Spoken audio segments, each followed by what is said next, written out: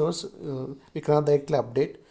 We can use the by moving to dispatch an action with some payload. So reducer will take care of based on the action. It will update the data and subscribe or get the data from the reducers. Yeah. So reducers are the store like a gatekeepers for the stores. So this is the flow. Okay. Have you worked with Redux Hunk or Redux Saga? Redux tank mostly I use. Swag also sometimes I use. So for example, if you want to before updating the data in the store, if you want to do some API calls in the middleware, then you use trunk middleware. Swag also if you want to sometimes I use, yeah. Okay. All right. How do you secure your React application? So basically, let's say if your application has got multiple routes and you want to limit the user access. So I mean the application level if you want to say security you are then right. Hello. Yeah, yeah, on the application level. So Basically, not first. re so let me rephrase it. Not really at the application level, but what I'm curious to understand is within the application, the different subcomponents which you have, how do you secure from on a role perspective or some group perspective? So, for example, if you want to first, if you want to avoid the cross-site scripting, access hijacking, so we need to secure our data. So for inputting data and for forms data, we need to add the some access to add the access attacks. We need to add so the cull braces and the HTML attributes also. So it will sanitize the data. It should remove the unnecessary codes. So it's avoid the access protection, and also avoid the direct DOM access. We need to stop the avoid the DOM access, and also we need to avoid the JSON injection in the text. Sometimes we need to sanitize the data, while entering the HTML or taking the data from the input values. We need to sanitize the data. This type of techniques I use. Yeah. Like sometimes I use if you want to secure then I use server side rendering and also the So this JSON injection I attacks. was basically referring to role-based access, and then if you have multiple routes in your application, how do you protect them? So then I use the what so role based access. So for example, while auth login authentication login one authorization authentication. So first for authentication I use the OAuth tokens. So they are JW tokens. So once our application like it to access any API, then I use the OAuth tokens, JW tokens get from the server. I store that JW the OAuth tokens into local storage, and based on once I login, I will get the security token I store in local storage. After login, I want to use that. I want to use this token in every API call in the headers. So this type of authentication I use. So using the auto tokens, you use the this user authentication in the React. So based on the authorization, what we will do is we will get the roles. So based on the roles of the particular route we can access or not, we will check for that one.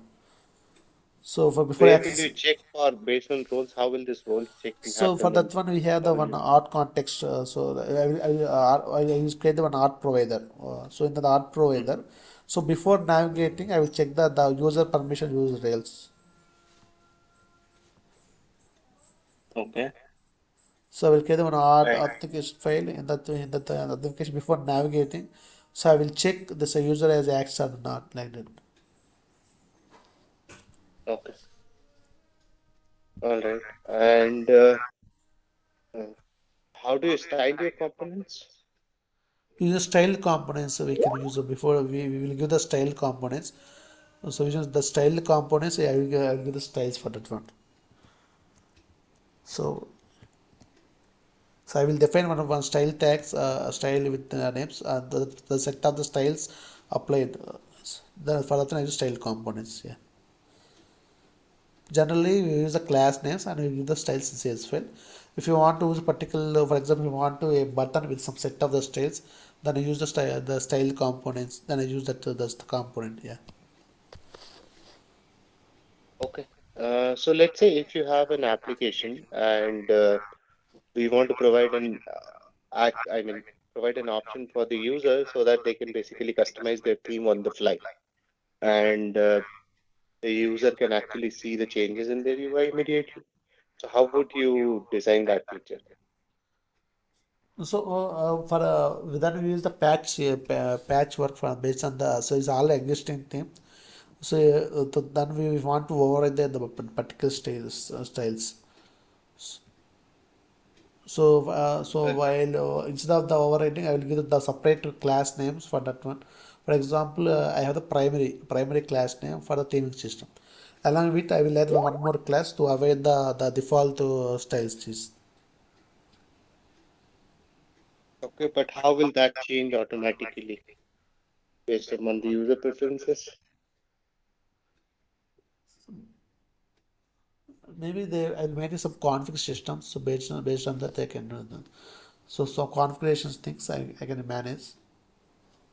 That's what I want to know. How will you do that? Generally, for site level configuration, we can do in the env file. So otherwise, we can I will maintain the one store for site level flags. So there we can But enable if and it will be disable. site level, then once you have deployed, you cannot change it, right?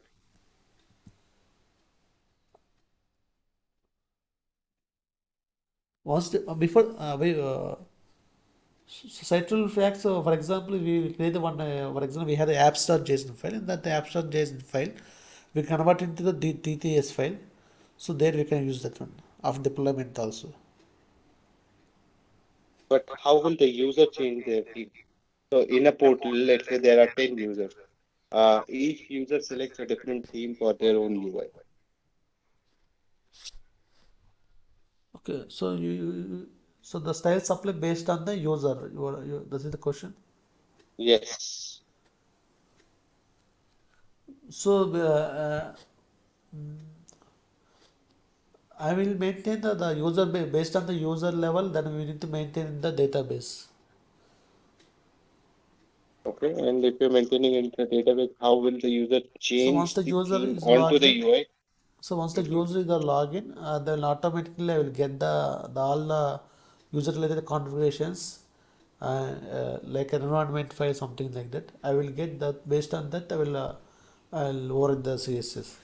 For example, particular user one, he has some CS, some styles. So once he log in, automatically the for that class it will these styles are applying. In this way, I can do. Okay. Alright. How do you bundle and deploy your application? Generally, you use the webpack. So as webpack automatically we can run the build and we can it will convert the all our files into bundles in the separate folder. So using the webpackers we can do that one. Okay. And if you have to customize anything in webpack, have you worked on that?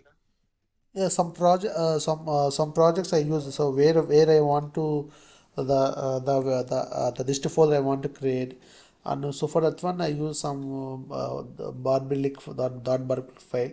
So there I'll write one config file like a webpack.config file. There I will do my configurations. So where the dist folder and how the bundle CS file I need to import. So all this in the webpack the config file I use the one plugin like webpack plugin. So based on that the module export object I will use what is the output section. I will tell the path what is destination file and what is the file name, and I use any plugins, all those things, and separate rules. So for modules I need to consider these JS files, all these things. Okay. All right. What Yes, did you yes. do with Node.js? Hello, sorry, hello, hello, Yeah.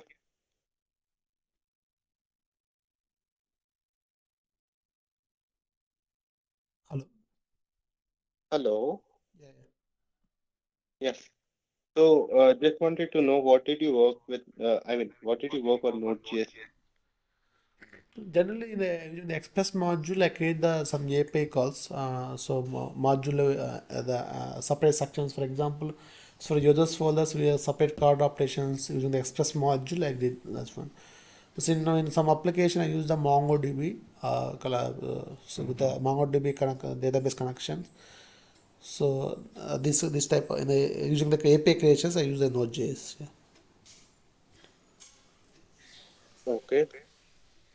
And how did you do your deployment for Node.js and React.js both? Generally, we once we run the application, once I pull raise the peer in Bitbucket, we use one C deployment tool.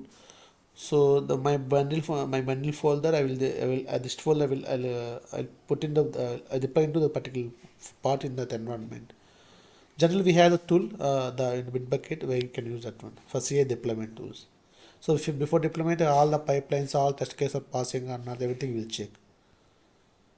Okay, and finally, where will the code get hosted? So, first of when we once we merge the code, the pipeline will start. So finally, it will Mm-hmm. post in the dev environment. No, dev environment will be where? I mean, what is the hosting provider? So, where is the application link up that there if you can post. We have the build release folder, so there you can folder. Okay, all right. All right. I think I'm good, Prakash, for now. Uh, I'll forward the feedback to Ria. She'll reach out to you for Okay, other things. sure, sure. Thanks, man. Thank you. Thank you.